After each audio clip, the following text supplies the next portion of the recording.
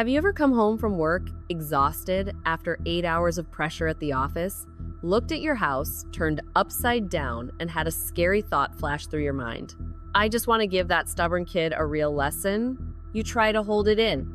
You remember the advice from someone online. Be gentle. Get down to your child's eye level. You follow it.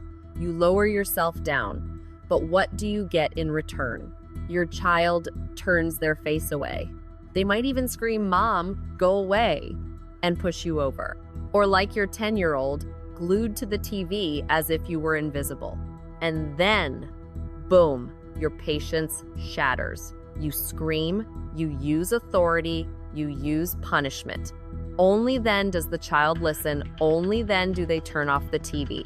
But when the house falls silent again, the only thing left inside you is not victory, but exhaustion and a terrible sense of guilt.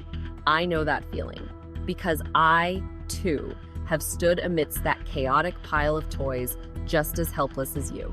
We often label our children as bad, as stubborn, but the brutal truth is, very often, it is our own reaction that is unintentionally plugging our child's ears.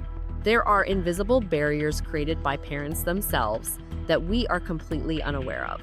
Today, as a mother who used to scream until she was hoarse and has now found peace, I will show you the 3 real reasons why your child doesn't listen to you, and 3 tips so you can cure your child's unmanageable behavior, things that not everyone truly knows. If you are tired of playing the villain in your own home, hit the subscribe button right now. We will dismantle this ticking time bomb together, right after this. Tanbai. Reason 1. The mirror effect. Poor modeling. Let's start with a brutal truth that might sting a little.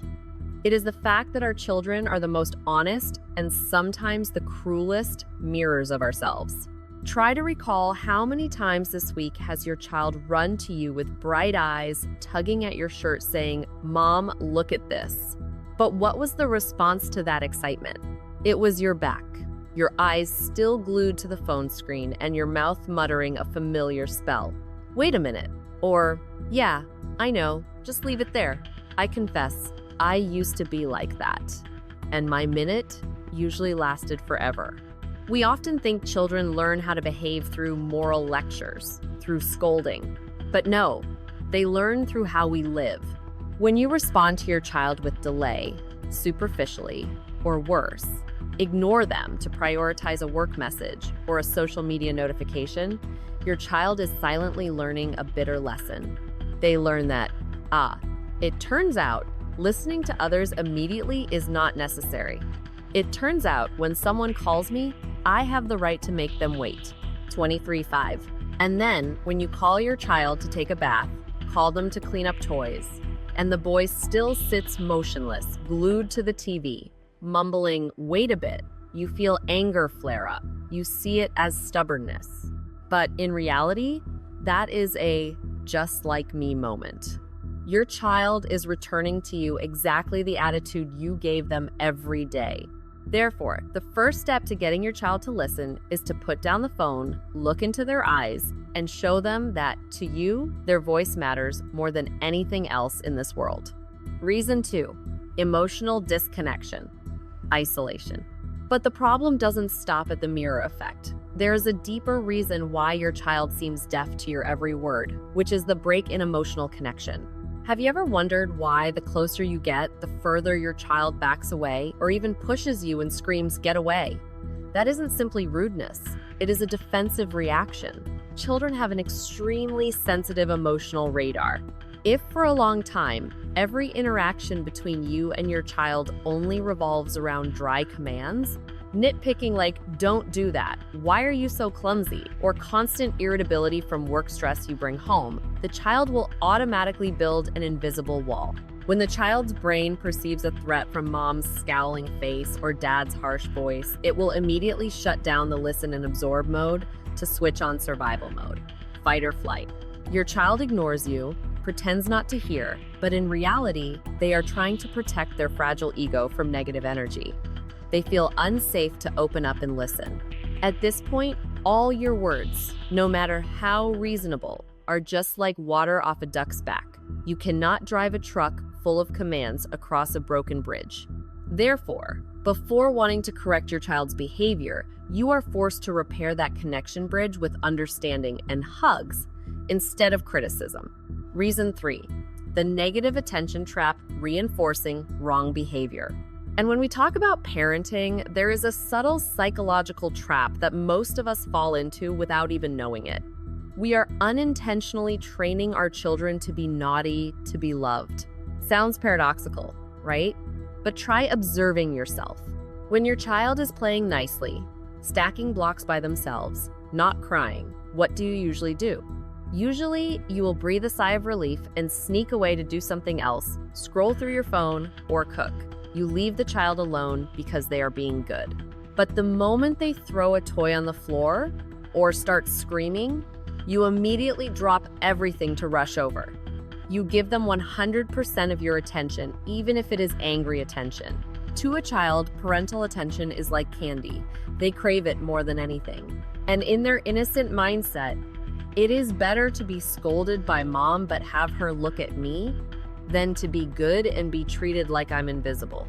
Unintentionally, we teach our children, want mom to play, smash things. Don't listen. That is the fastest way to call mom over. We are watering the weeds of bad behavior and letting the flowers of good behavior wither. The change must start with you learning to catch them when they are being good.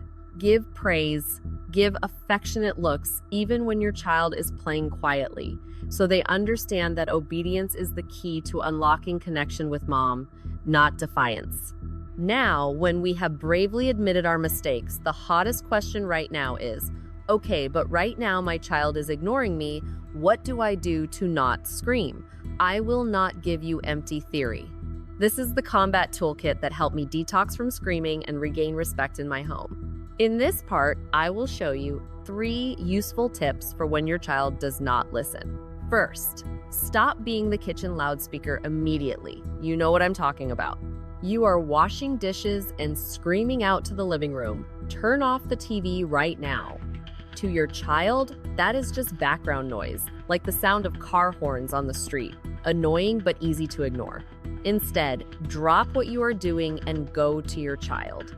Your physical presence carries the weight of 1,000 distant shouts. It sends the signal. This is so important that mom has to stop her world to talk to you. But when you are with your child, don't stand towering like a tower. Imagine if your boss was twice your height, standing with hands on hips and pointing a finger in your face. How would you feel? Scared or wanting to resist? That is exactly how your child feels when you stand lanky and give orders. Lower your ego and lower your knees. Squat down, get on their level to make eye contact. In that moment, you are no longer a threat, you become a companion. This posture causes the child's brain to switch from defense mode to listening mode. Finally, put an end to the drive-by parenting style, meaning throwing out a command and walking away. Children often let things go in one ear and out the other. Turn commands into conversation using the request confirmation rule. After saying mom needs you to clean up the Lego, ask back, what did mom just ask you to do? Repeat it for me. When the child is forced to repeat your words, the information truly goes from the ear into the brain. Try this approach, sit down, confirm combo today, and watch the resistance melt away. Goodbye. Before we end this video, I want to send you one final message. Something I always tell myself whenever I feel like I am about to lose control over my child's antics. That is the mantra, they are just like me.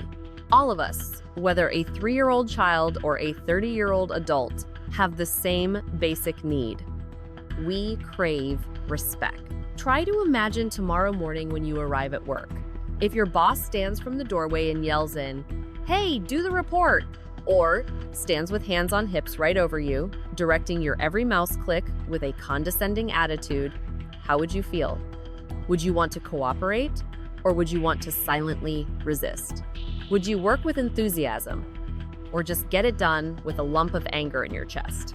Our children are the same. They may be smaller than you physically, they may be financially dependent on you, but their self-respect is just as big as yours.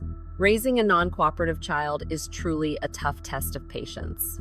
There will be days when you are tired, There will be days when you slip up and raise your voice. That is okay, we are human.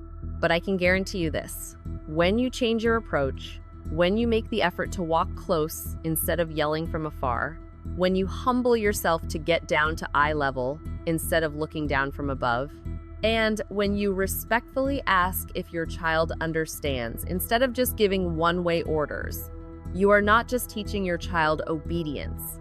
You are teaching your child about dignity.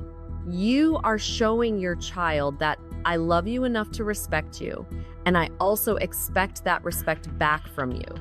That is how we build not just obedience, but a lifelong lasting relationship.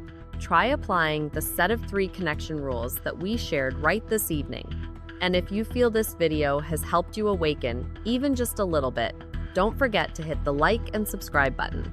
Share it with a friend who is also struggling in a power struggle with their children, so that together we can create a happier, calmer community of parents. Thank you for listening, and see you in the next video.